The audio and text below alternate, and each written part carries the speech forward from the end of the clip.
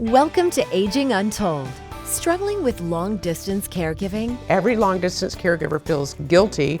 We'll give you some insight on how to manage their needs and ease your fears. Plus, they are end-of-life experts, helping families prepare for death with less fear. We spend more time planning our annual vacation than we spend thinking about the last phase of our life, and we need to do that. We need to be prepared. We'll explain end-of-life doulas and how they walk you through the process to give your family the clarity and peace they need. And pack your parachute for a one-of-a-kind vacation. Bathroom, shower. It's a short, obviously you don't have a lot of headroom. See this World War II-era plane's transformation into an Airbnb. Experts with advice and solutions. You're watching Aging Untold with Aging Well coach Catherine Ambrose, gerontologist Sam Craddock, aging expert Amy O'Rourke, and board-certified physician Dr. Ray Rogers. We're all getting older. It's about time we talked about it. Welcome to Aging Untold. Caregiving is hard. It's even harder when you're doing it from hundreds of miles away. Millions of Americans are doing just that, long-distance caregiving. Amy, let's start with the basics. What tasks can long-distance caregivers realistically handle? Well, first I want to say long-distance caregiving takes all different forms. I think we can agree. You can be a long-distance caregiver with the siblings in town. You can be a long-distance caregiver and be an only child. You can be a long-distance caregiver with horrible relationships with siblings. Mm-hmm. You can be a long-distance caregiver with a sibling in the home taking horrible care of your parent. So I think realizing where you are, and then our advice is going to be tailored to what scenario you're in. If you're a long distance caregiver and you have someone taking care of your parent at the home, please don't tell them what to do. You've got to develop compassion for where they are. So you don't want to be a quarterback from long distance. You want to work with them and say, what can I do to help you? To kind of develop a team process with them instead of going against them, and know that you're going to feel guilty. Every long distance caregiver feels guilty whether they're there or they're at home. Well, what makes it so difficult is you have this responsibility without proximity, and then you have authority without visibility.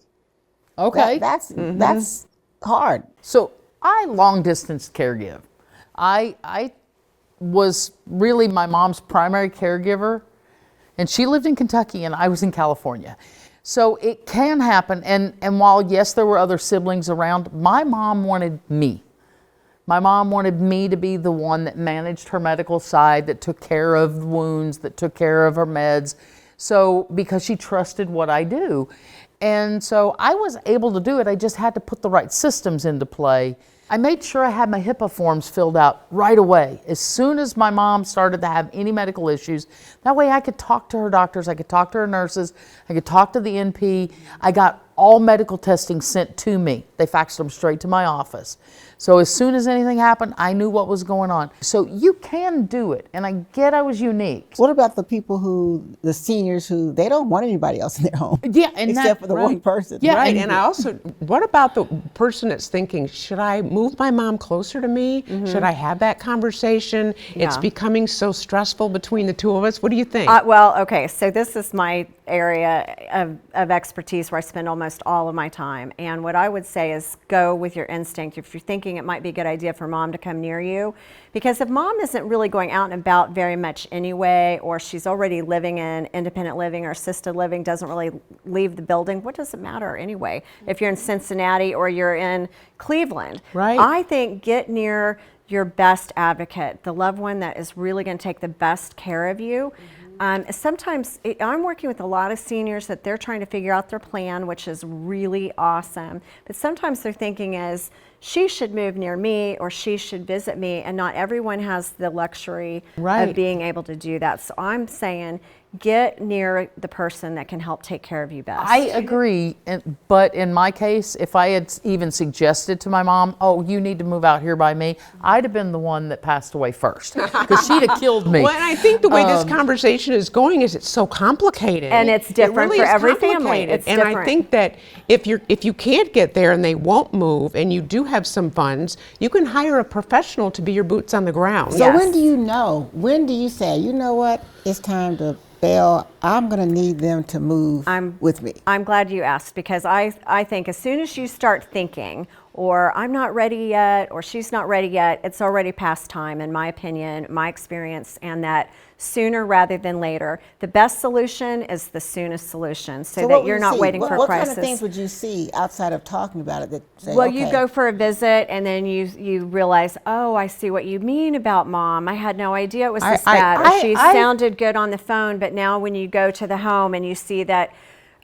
she's not taking care of herself, the house the way she used to, there's rotten food in the fridge, there's all kinds of things going on where those are all red flags. I'm super reluctant to jump off the bridge of transfer right away. I think it depends more on the stage of decline and the stage that the person's in. Mm-hmm. And I think you need to have those conversations very early on, mm-hmm. not after the fact, because you're not talking about, let's move from my home into a community in the same town. You're talking oftentimes about a move across the country or a move far away from your all of your connections, your friends, your life, your church groups, your social activities. And so I think sometimes that families want to go there before they want to look at practical. Put some cameras in so then you can actually watch what's going on in the home. Do it with consent, but then you can see. When it's not safe is when you need to intervene. Okay, but that's where the rub is, because sometimes people think that's safe and it ends up not being. In my husband's family, he is the person that does the medical management and the day-to-day things, but his sister will send groceries, she'll set up appointments, she does the bill paying, she comes and decorates for the holidays, and then she goes back and packs up the holiday stuff, mm-hmm. takes it back to her house. So they've figured out a great way to balance the care. Still ahead. You need to be inspecting the feet, clean, dry, moist. Keep them moist. Tips on how to put a pep back into your step by treating the beauty and health aspects of your feet. But first, end-of-life doulas. We'll tell you how they help prepare for life's end, giving families peace and guidance on moving forward after loss.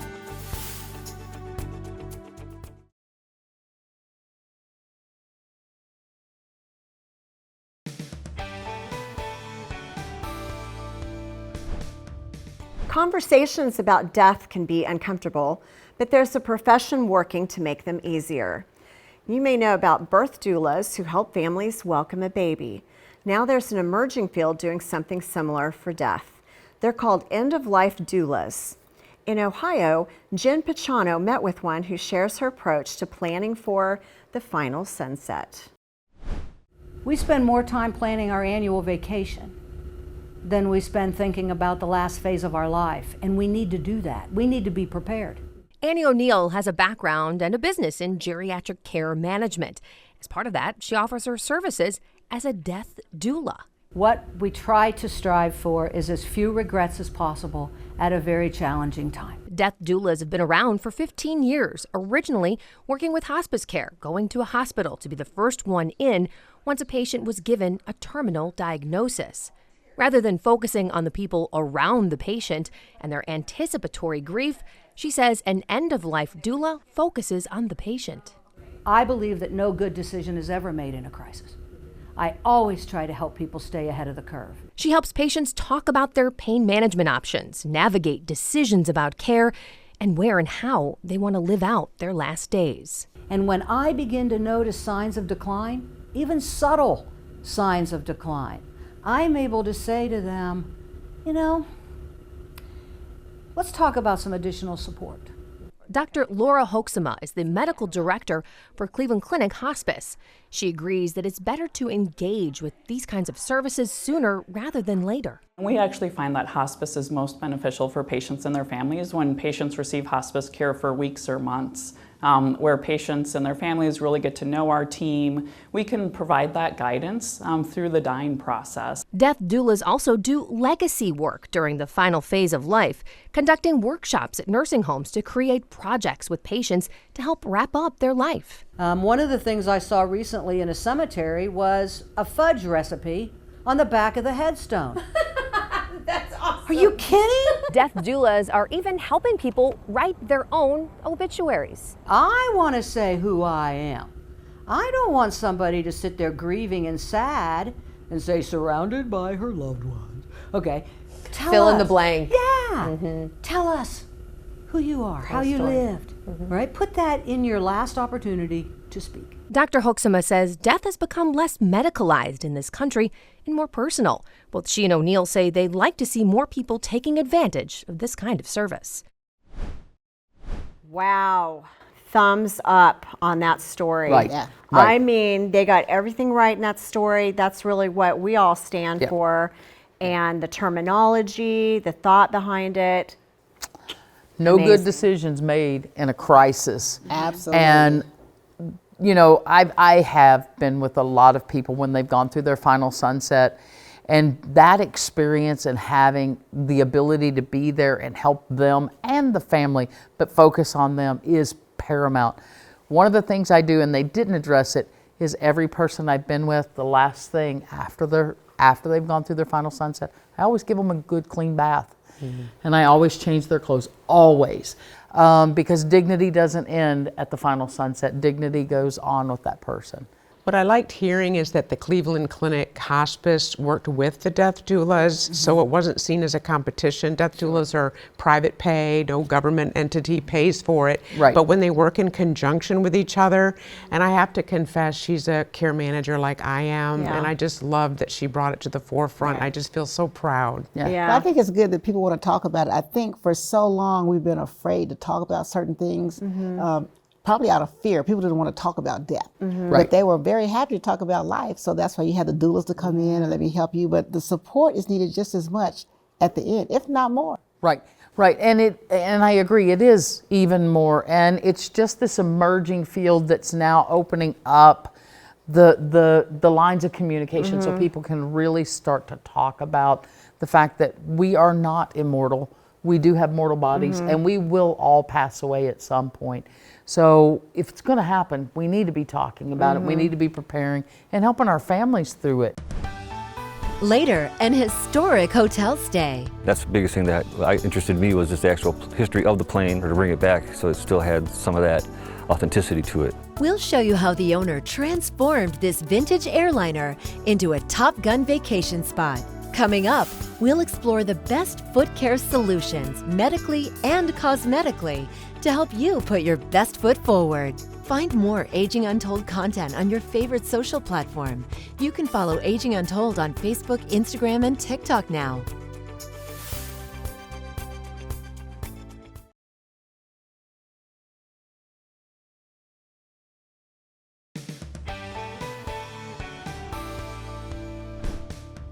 Welcome back. When it comes to caring for your feet, we want to make sure you're taking the right steps.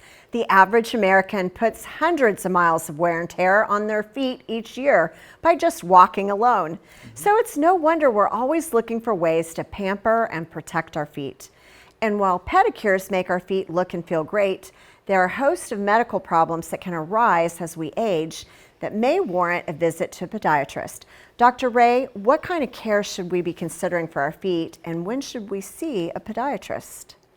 Well, we want to consider things like, as we age, we do get changes in our feet, just like we did with skin and everything else. We're going to get some changes in the skin, circulation, and then even the nerves. So now we're at an increased risk for infection and injury. In addition to that, little things become really big things, such as blisters, ingrown toenails, and things like that.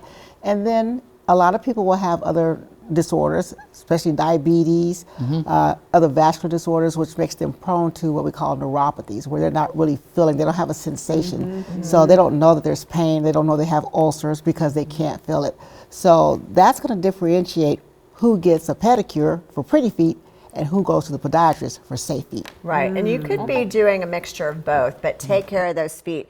There are all kinds of conditions that people can get, plus the toenails start doing funky things. Sometimes they get thick and hard to manage, or as you age, maybe you can't reach down and take care of your toes like you used to. Well, if you're selling a house to someone, don't you have the foundation inspected? Oh, definitely. Absolutely. Your feet are your foundation. You have to take care of them. you have to treat them right. And if you're not, the whole building will eventually crumble. So having your feet worked on, looked at, checked on, and taken care of is vitally important. And pretty feet are great, but I've seen a lot of not pretty feet in my life, and podiatry is definitely a needed care part of what we do. Well, I've seen so many people think that assisted living communities, I can go in and I can cut my dad's toenails. Oh, I'll just have him go get a pedicure. And they really don't realize. I had somebody say the other day, they won't let me go in and cut my dad's toenails, and I had to explain to her why that was. The other service that's out there that might make it feel a little easier is there's a lot of mobile podiatry companies out there. And so if it's just, I don't want to take another trip to the podiatrist, have them come into your home and take care of your feet. I think it's just important for some of the basics. So number one, inspect your feet. You need to be inspecting the feet, clean, dry, moist. Keep them moist. And then if the toenails are real long, it interferes with your shoe and how it fits, interferes with your balance. And a lot of times people will compensate from their walking, which now affects the hips, legs, and everything else. Right. And understanding why home care and you shouldn't do the clipping is when somebody has a neuropathy, diabetes is oftentimes at play. So if you mess up and clip a toe, or you make a cut, then it doesn't heal and that becomes a petri dish. And I have seen people go septic from something just as simple. Yikes. So taking care of your feet is so critical. Plus, if your feet don't feel good, you might sit more, and then you're missing out on fun, you're missing out on life, and you're just having a cascade of decline. Yes. And a lot of times, let's say men will acquiesce and decide, I will start taking care of my feet when they hadn't before, and find out that it really is helpful. All right, we'll be back with more on Aging Untold. Next, this place gives Airbnb a whole new meaning. It is my first time ever putting something up this high in the air. We'll show you how one vintage World War II airplane became the ultimate overnight getaway.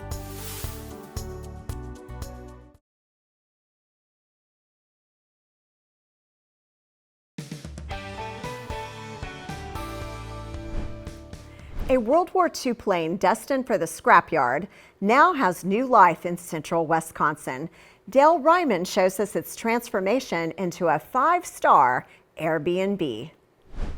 I knew it was going to be neat, but I know it was going to be that big or look the way it does, where it gets hung up in the trees to make it look like a plane either landed or crashed.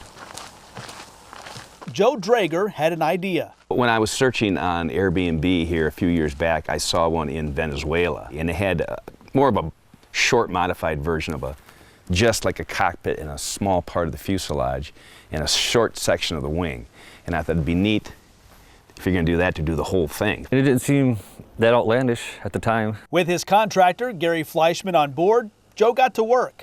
Thinking he'd have to head out to the Air Force Boneyard in Arizona, he was redirected to Oshkosh. The Basler Turbo Conversion Company. So I went down there and talked to them, and sure enough, they had one that they said they had taken so many parts off of it, it was going to be either scrap or unusable for them, and he sold it to me. I'll let you in the front door. October of 2022, they hauled the DC-3 World War II era plane to his shop in Antigo to remodel it, inside and out. Bathroom, shower. It's a short, obviously you don't have a lot of headroom. A little kitchen area, sink, table, fridge. Joe paid 10 grand for the plane, which he thought was a bargain. He's put another $50K into it to get it to where it is now. Then we just had the 2 trundle beds that these slide out from underneath, and so it does sleep 4. That's the biggest thing that interested me, was just the actual history of the plane, or to bring it back so it still had some of that authenticity to it. I wasn't sure how it was all going to lay out. Obviously you've got a 60 by 8-foot tube, and you have to make it into living quarters. Every room in the apartment has a view. That's right. A forest view one way and High Lake on the other. When the rebuild was finished, they moved the plane to a piece of property in Kempster. They put it on stilts to give you that airborne sensation. It is my first time ever putting something up this high in the air. To top it off, they recreated propellers out of big ceiling fans with giant blades hooked up to a converted motor. They're motion detected, so when you walk up on them, the lights come on and the blades start to spin. When the sun sets, the fun begins. But at night, it's all lit up. The wings are lit, the tail's lit, the motors are lit. It looks a little bit more unique at night when it's lit. For this Antigo businessman, the job met and, shall we say, flew past his own expectations. Wow, that was really cool. And the views, that was really Yeah, I neat. like the views. I also like that the propellers. that was cool. So they were ceiling fans, but they were propellers, I and I know. love that they were running. And then motion detector, so they go on and do that. That would be kind of a thrill. So I can see why it would be a 5-star experience. Yeah, it's pretty cool. Yeah, I like the view. The view. The view on each side. I have friends of mine that go across the country every other year, and they post everything on Facebook, and they stay in the most unusual places, and I can't wait to call them tonight. Say, go do this. I've got a place for you to go. I like the spiral staircase going up to it. Yeah. It looked like it had a little bit of a deck out, but just the whole World War II. You know, we're talking about 80 years ago now. World War lot of II history. ended. Yeah. And then the plane is so- up on stilts. Yeah, and it's up on stilts. So it, 80 years ago, World War II ended. So that plane's got some miles, and it's got some memories in it. Oh, yeah. Lots Man, of the history. experience. Lots of history. They Lots of really history. did a cool job fixing that up. Yeah, you did. So that's really neat, putting their talent to use. We're all getting older, and it's about time we talk about it. Until next time on Aging Untold. On the next Aging Untold, virtual healthcare is a growing field. But is it the best care for you? Telemedicine's amazing until it becomes the substitute for what requires your hands, your eyes, and your ears. We weigh the pros and cons of telemedicine and discuss its potential impact on your health.